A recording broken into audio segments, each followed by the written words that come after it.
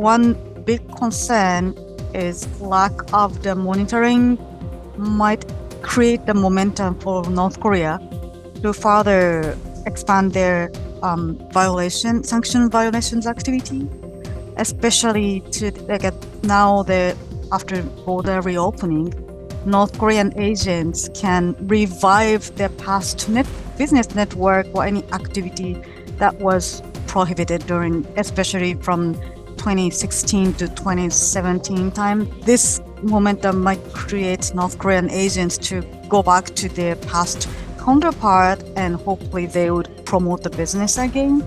Although the sanction regime does exist, but this continuation of monitoring panel could damage the credibility of the sanction regime. Russia's attitude has changed after Ukraine war.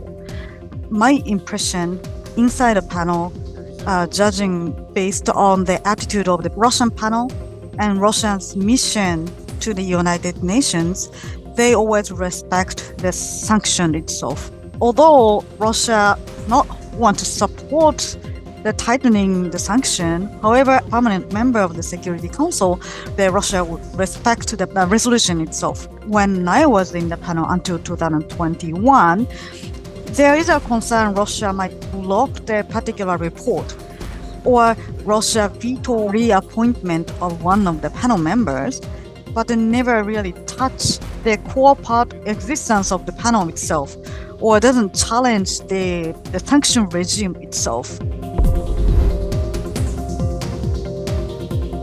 There's always like a strong confrontational occasion between Russia and China, or even other panels when for example, South Korea, when the government take more pro-engagement policy with North Korea, that kind of occasion, rather even South Korean member a bit more like cautious about what to say on North Korean's violation.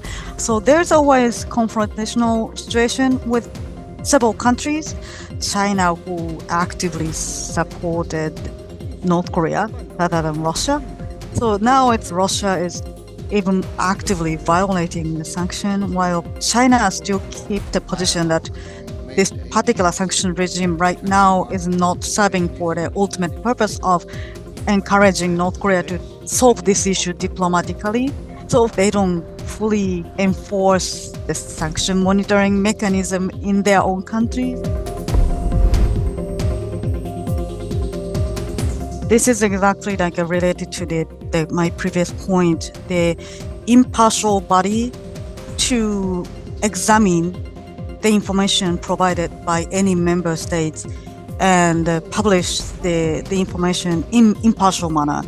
That adds extra credibility, because of course, Ukraine can say, or US or Japan can say, hey, there's evidence, or that could be easily attacked by any other party. That's why the panel under the United Nations with an impartial existence can re-examine the information.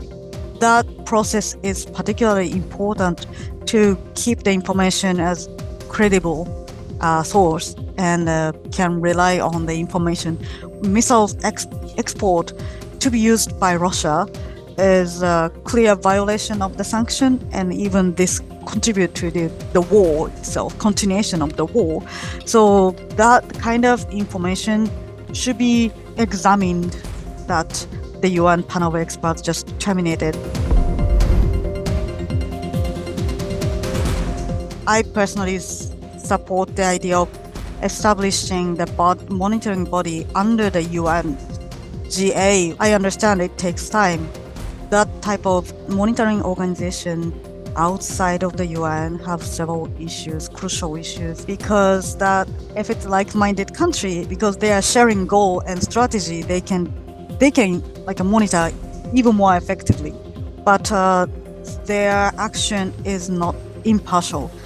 Maybe the like-minded countries' body should focus on the issues that have political importance to their countries, and they might overlook the issues minor issues, say erodes the value of the credibility of the report.